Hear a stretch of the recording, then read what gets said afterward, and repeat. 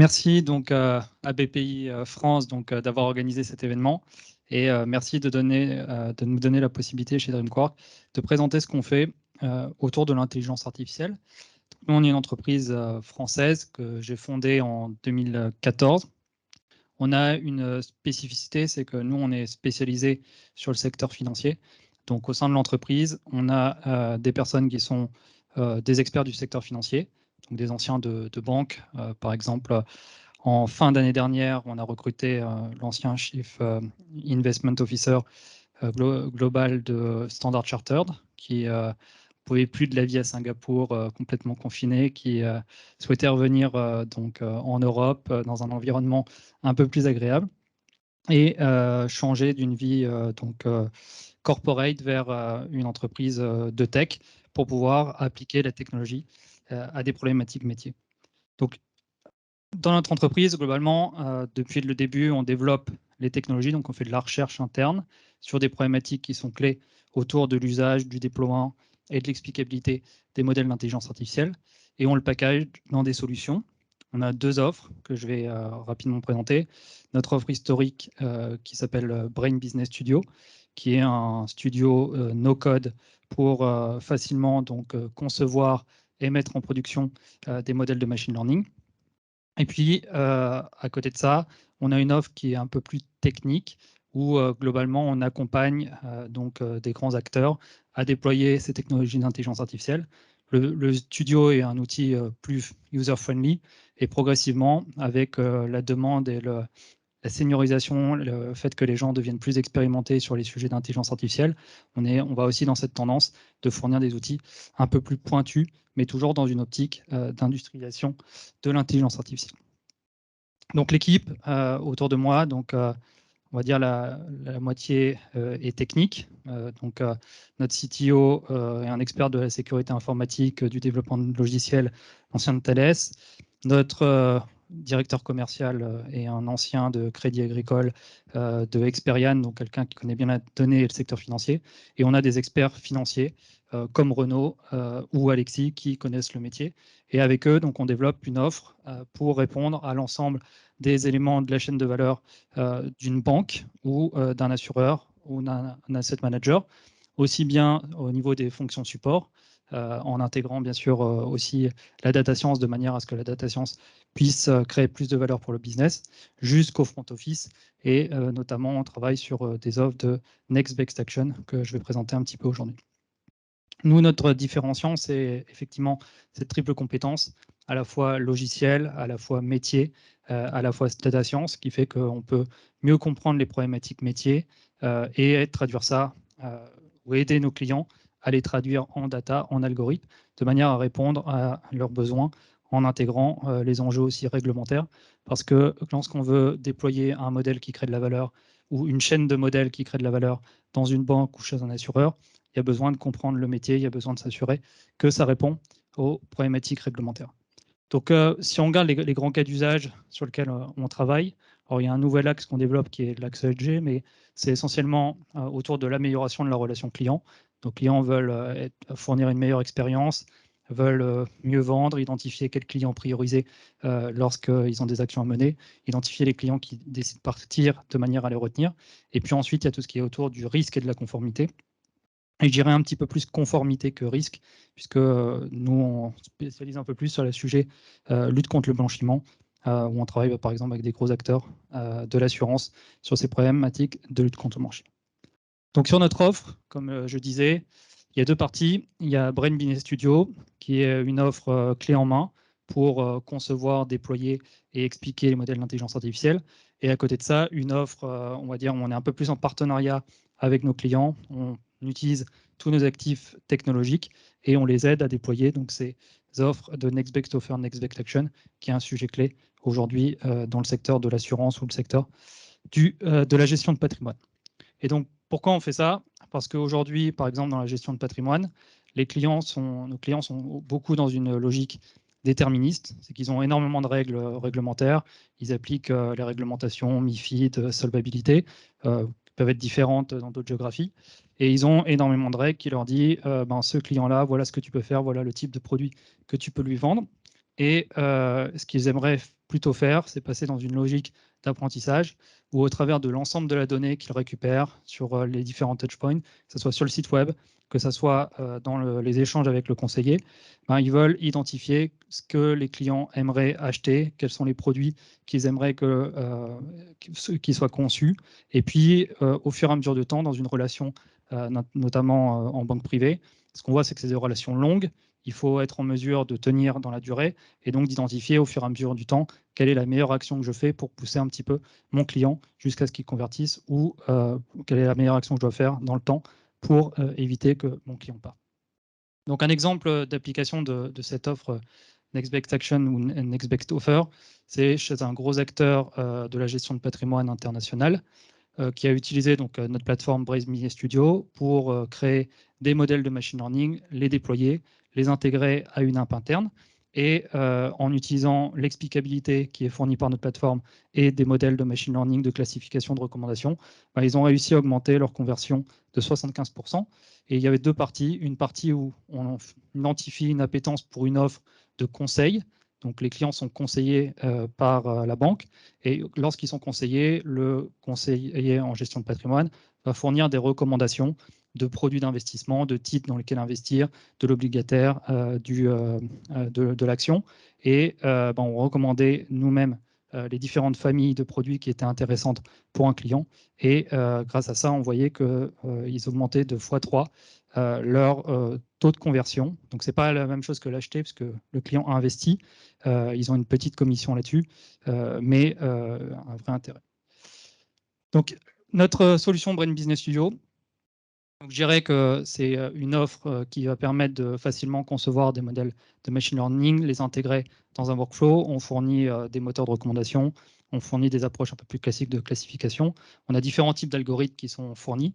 Et la force de notre solution, et depuis le début, ça a été de fournir sur l'ensemble de nos algorithmes des fonctions d'explicabilité et des fonctions de déploiement et de fonctions de monitoring.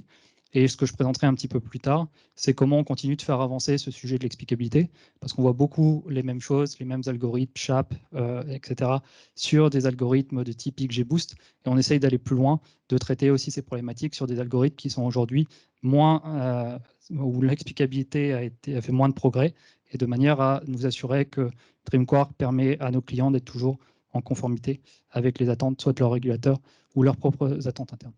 Et donc, si on regarde après notre approche Next Best Action, donc en fait, toutes nos capacités, on va fournir donc des capacités d'extraction de données, des capacités d'entraînement de données, de modèles, toute une partie priorisation de ce qui sort de ces modèles, bien sûr, de l'explication, et on va fournir des Next Best Action.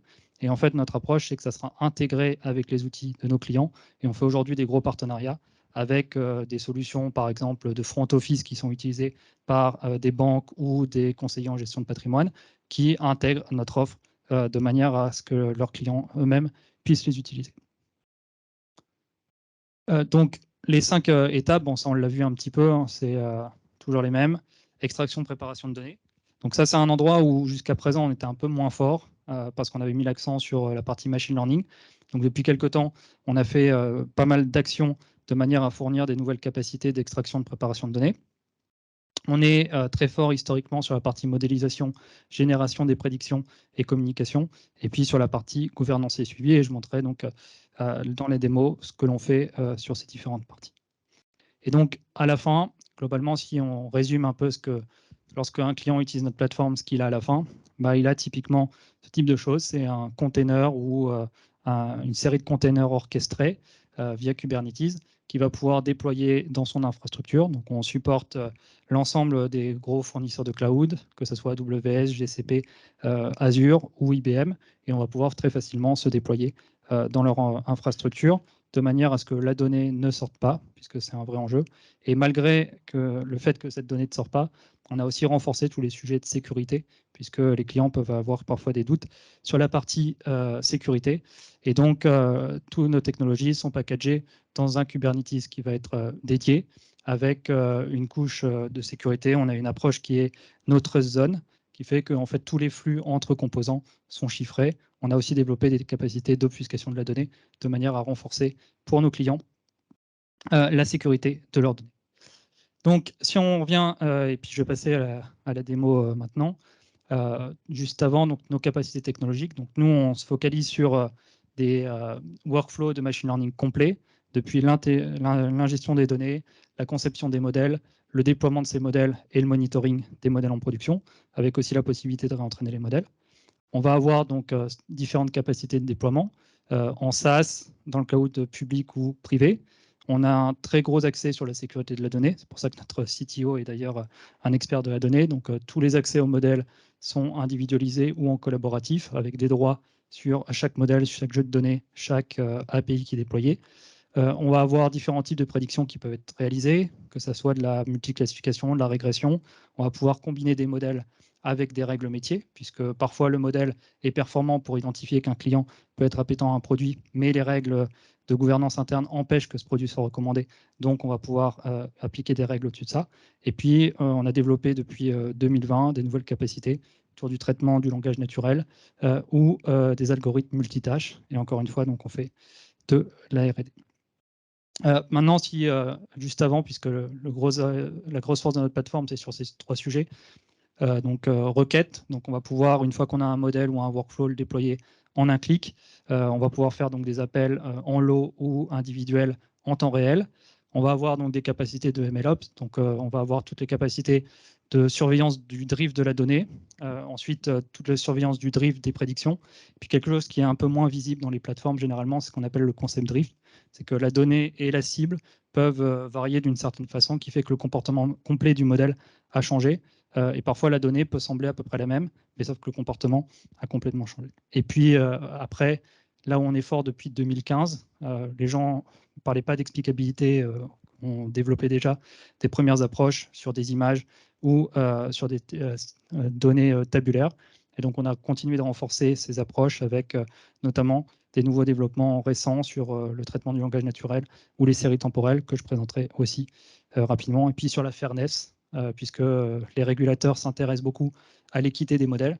Et on a notamment travaillé avec le régulateur singapourien sur le développement d'une nouvelle solution pour mesurer et corriger les problèmes de biais. Finalement, aussi, donc, comme je disais, depuis 2020, et j'avais fait une présentation chez BPI là-dessus, on a renforcé pas mal de capacités plutôt vers des profils techniques sur la partie traitement du langage naturel, avec des enrichissements autour de capacités comme les transformers, notamment pour extraire des informations métiers plus précisément que ce qui existe aujourd'hui.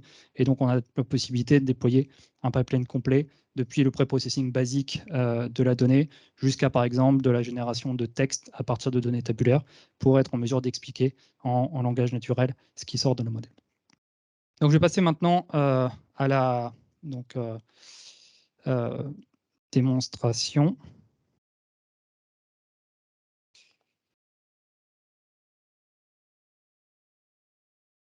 Alors, est-ce que vous voyez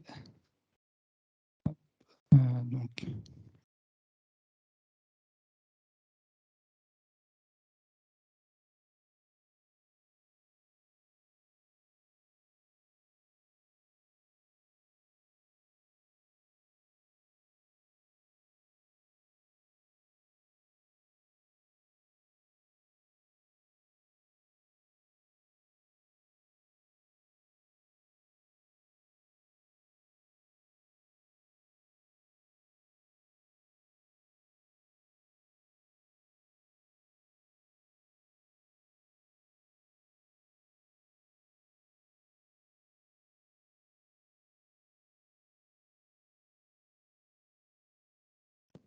Donc là, vous voyez donc, notre plateforme Brain. Donc Brain, c'est une plateforme qui est, dans le cas présent, hébergée donc, sur G-Cloud, mais qui va vous permettre de faire différentes tâches depuis la pré-processing de la donnée, l'ingestion de la donnée. Je montrerai un petit peu un cas d'usage un petit peu plus technique que les premiers cas d'usage que je vais présenter. Toute la partie accès à des données, soit via les interfaces. L'interface est plutôt simple avec des fichiers de type Excel, CSV qui vont être uploadés, plutôt à destination de business analyst. Et grâce à le mode API, le mode SDK, on va pouvoir déployer et faire des choses un peu plus complexes. Ensuite, il y a toute la partie projet. Donc, c'est là où on va concevoir ces projets de machine learning. Par exemple, concevoir et déployer des modèles de recommandation, concevoir et déployer des modèles de classification, de modèles de prédiction de prix. On va pouvoir intégrer ces différents modèles dans des workflows qui combinent différentes successions de modèles de machine learning avec des règles métiers. Et puis, tout à la fin, on va pouvoir gérer l'ensemble de ces modèles déployés au sein d'une seule interface. Et on va pouvoir donc interagir avec cette plateforme, soit grâce aux interfaces que je présente ici, soit grâce à un mode SDK. Ce qu'on va faire, déjà, je vais vous présenter un premier modèle que j'ai créé ici. Donc, la première chose que l'on a quand on déploie un modèle, c'est un accès à un rapport de modèle.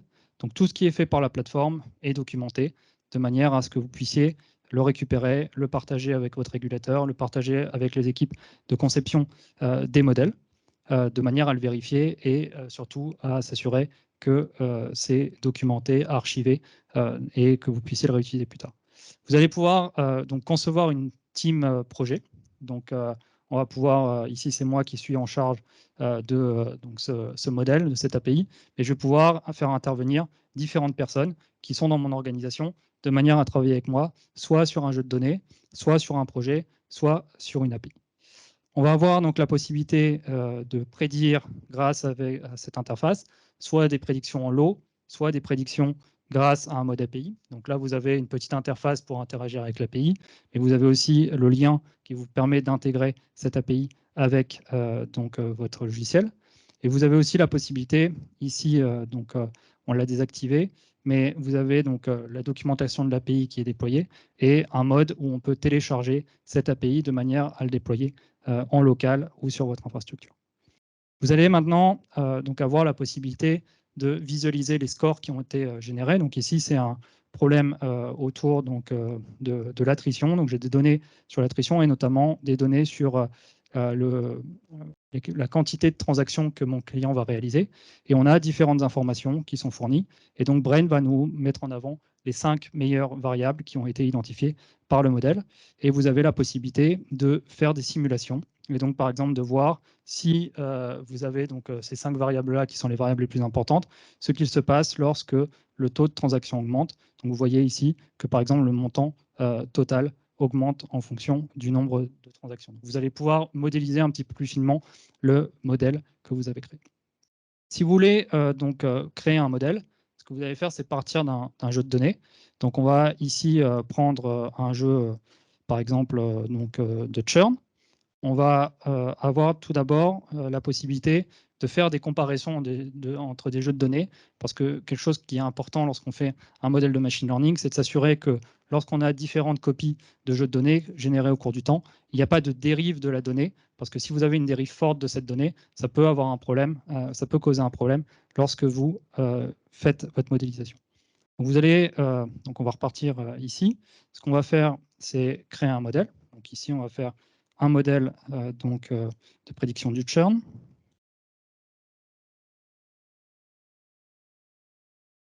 On va créer ce modèle. Donc on a accès à un projet dans lequel on va pouvoir faire différentes expérimentations. On a plusieurs informations dans notre jeu de données et on va pouvoir donc utiliser l'ensemble des informations pour analyser l'ensemble des comportements qui nous intéressent de churn. Donc là, ce que nous dit Brain, c'est qu'on peut utiliser de la classification, on peut utiliser de la régression, on peut utiliser de la recommandation. Donc si vous faites de la classification ici, donc vous faites test, le nom du projet, vous sélectionnez un ID, directement Brain met en avant que le numéro client est très probablement cet ID. Il vous met en avant différentes informations que vous pouvez sélectionner. Par exemple, tout en haut, Brain identifie que ce que vous allez probablement vouloir utiliser, c'est le flag d'attrition, donc on va pouvoir le sélectionner. Et Brain, c'est apparu très rapidement, va faire une analyse de tous les biais qui peuvent être présents dans votre jeu de données. Ça vous donne accès à cette interface où Brain va vous mettre différentes alertes, différentes informations contextuelles sur le type de variable qui a été détecté, sur le type de transformation de la donnée qui a été proposée par rapport au comportement de la donnée qui a été identifié, par rapport au type de valeurs manquantes qui ont été identifiées. Il va mettre en avant des erreurs, il va mettre en avant des biais qui ont été sélectionnés. Donc là, par exemple, on voit que Brain a détecté 4 biais.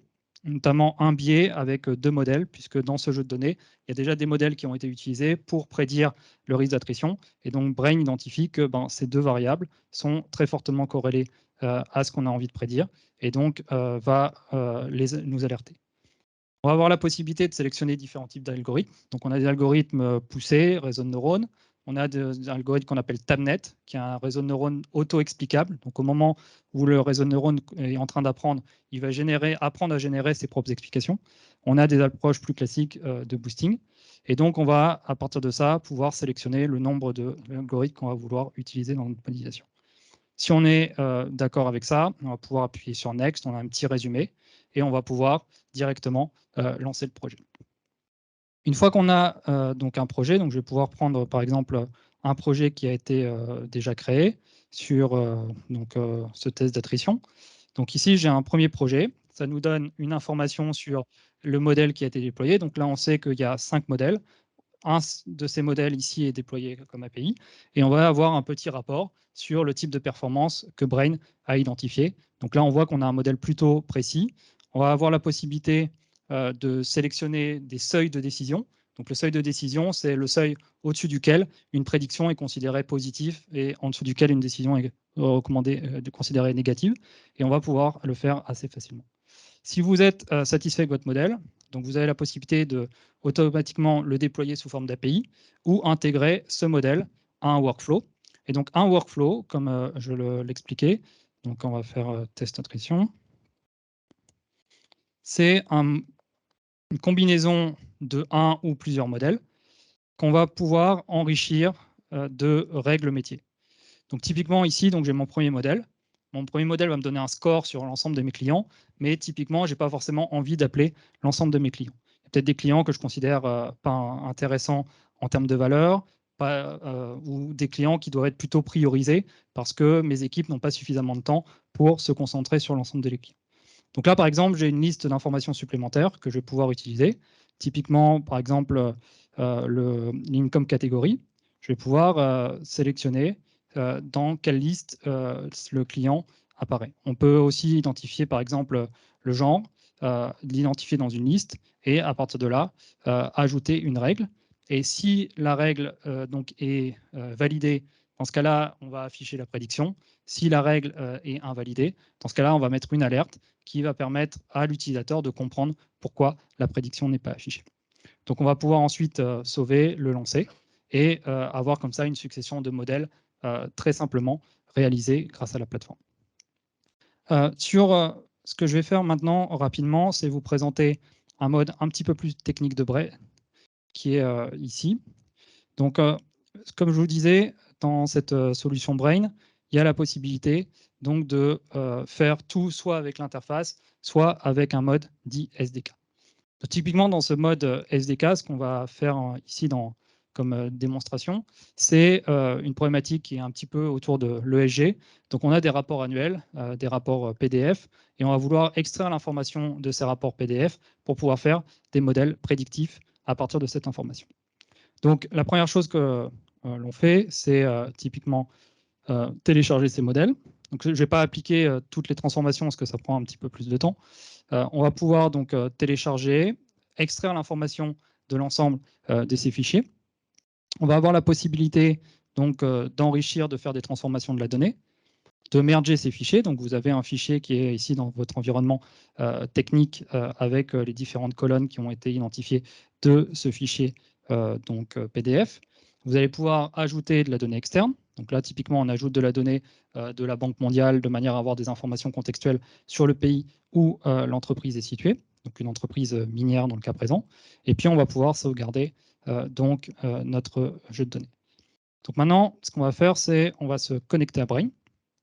Donc, à partir de là, on va pouvoir faire l'ensemble des transformations que vous avez vues jusqu'à présent. Et donc, la première chose que je viens de faire, c'est de télécharger l'ensemble de ces données dans la plateforme, donc un jeu d'entraînement et un jeu de test que je vais pouvoir utiliser pour faire mes prédictions et pour les tester. Je vais pouvoir, à partir de là, lancer la création d'un projet, ce que vous avez pu voir jusqu'à présent. Vous allez avoir la possibilité de lancer donc, une expérience donc avec différents paramètres techniques que vous allez pouvoir sélectionner. Donc le type de problématique que vous voulez résoudre, la cible, le type de modèle que vous allez vouloir mettre, comment votre donnée est séparée. Il y a pas mal de paramètres qui sont accessibles grâce à cette API qui ne sont pas accessibles via les interfaces. Donc c'est un mode plus avancé pour un utilisateur qui aurait comme envie de dire j'ai déjà un notebook Python, je fais déjà du code, il y a certaines parties du code que j'ai envie de garder. Mais par contre, cette problématique de déployer rapidement les modèles, pour moi, est problématique. Donc, je vais utiliser cette facilité. Je fais mon code, je fais interagir mon code avec la plateforme Brain, et Brain va gérer la création des modèles, le déploiement des modèles, et ensuite leur monitoring en production. On va pouvoir donc sélectionner ces modèles. On va pouvoir donc lancer l'expérience. Donc là, vous avez l'expérience qui est lancée en live. On va pouvoir ici aller dans un projet. Donc il y a un projet qui a été créé et vous avez ces deux expériences qui sont en train d'être lancées sur la plateforme. Donc ça prend un petit peu de temps. À partir de là, donc une fois que les problématiques sont lancées, ben, vous pouvez directement déployer le modèle en tant qu'API.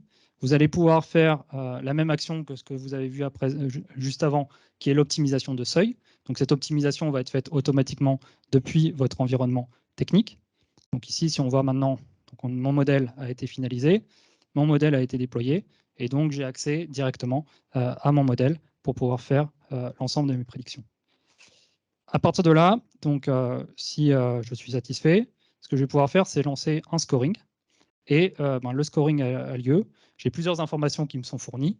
J'ai une information sur la stabilité du modèle. Donc, quand on a beaucoup de prédictions, on va pouvoir avoir directement des indicateurs sur la stabilité des modèles. On va avoir des indicateurs sur des alertes. Donc, par exemple, si la donnée qui arrive à mon modèle n'a jamais été vue jusqu'à présent, on a par exemple des catégories qui n'ont pas été vues par le modèle durant l'entraînement, on va alerter parce que ça peut vouloir dire que la prédiction ne sera pas efficace. Et puis ensuite, on va avoir l'ensemble des explications. Donc vous avez en temps réel un modèle qui vous fournit l'ensemble des explications, ainsi que le score. Vous pouvez avoir des centaines de variables pour les modèles les plus avancés, et directement, vous avez ces explications. Si on revient maintenant donc à l'interface que je présentais, donc sur la partie churn, quelque chose que vous allez pouvoir faire aussi, c'est cette partie stabilité. Donc vous allez avoir donc, la distribution des données, vous allez avoir la distribution de la donnée, et ce que l'on a fait pour rendre ça plus simple, c'est qu'on peut l'intégrer donc avec une plateforme, par exemple ici une interface, où on a rendu ça un petit peu plus métier, et en donnant l'ensemble de ces informations, les explications, ou la partie dérive, avec notamment le concept drift qui est affiché pour l'utilisateur final. Juste la dernière minute avant de passer aux questions. Donc on a développé, comme je disais, différentes techniques avancées pour aller plus loin que les modèles traditionnels que l'on voit un peu partout, notamment les modèles de boosting, random forest ou les modèles de réseau de neurones classiques. Donc là, par exemple, on a développé des capacités d'explication de modèles de séries temporelles. Donc c'est des modèles plus complexes qui vont apprendre sur l'ensemble d'une série temporelle. Donc ça peut être utilisé par exemple sur des données de marché. Et on va être en mesure de donner l'évolution de l'importance au cours du temps d'une variable, de manière à voir ce qui a joué en faveur ou en défaveur d'un certain résultat. Et vous allez avoir ce profil temporel. Et on a aussi un petit outil qu'on a développé qui va permettre de mesurer la dérive au cours du temps de données sous forme de séries temporelles, en pouvant identifier que, par exemple, sur des marchés, il y a des shifts importants de marché. Ces shifts importants de marché vont pouvoir être directement identifiés, ce qui change un petit peu de ce qu'on voit aujourd'hui un peu partout, avec les modèles très classiques qui ont ces capacités, mais pour les modèles un petit peu plus avancés, il n'y a effectivement pas ces capacités. Et la même chose existe sur le texte. Donc, par exemple, ici, on a cette capacité de fournir des explications sur du texte. Donc, on peut prendre n'importe quel modèle de type transformer ou d'autres types de modèles de type machine learning et fournir pour chacun de ces modèles l'explication sur comment le modèle a pris sa décision. Donc, on a vraiment l'explicabilité et le monitoring à 360 degrés. Et c'est, je pense, un des gros différenciateurs de DreamQuark. Super, merci Nicolas. On va passer aux questions maintenant. Est-ce qu'il y en a côté Teams en ligne? Pas de questions. Une question dans la salle.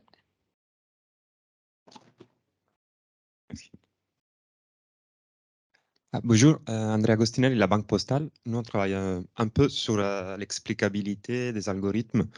Et du coup, je voudrais savoir si vous avez intégré, par exemple, au sujet des time series, les modèles DeepMind avec l'attention mechanism, qui a été développé exactement avec les sujets d'explicabilité, ou c'est un modèle à vous pour le time series. Et deuxième question, est-ce que vous avez développé aussi des modèles pour les études des confounding variables? Du coup, si on a des causal impact, des effets entre les variables. Parce que normalement, les modèles SHAP, Lime, en gros, ils ne gèrent pas ça. Alors, merci pour cette dernière question, parce que c'est dommage que mon doctorant ne soit pas là, parce qu'on a un doctorant en IA éthique qui travaille exactement sur ce sujet avec l'École normale supérieure de Paris. Donc, c'est un vrai sujet, parce que je conçois qu'une explication doit avoir cette notion de causalité, c'est-à-dire quel est le raisonnement logique qui amène à cette explication.